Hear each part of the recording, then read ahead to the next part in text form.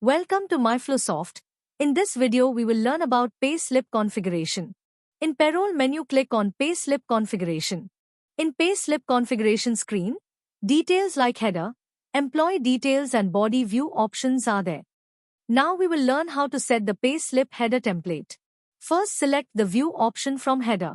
In header screen, update the company address, upload company logo, select position and then click on update.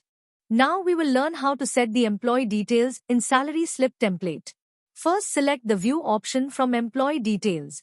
In employee details screen, select the table border and enter the number of columns. Then select the required fields from columns. Once you select the columns, the confirmation pop-up message will appear here.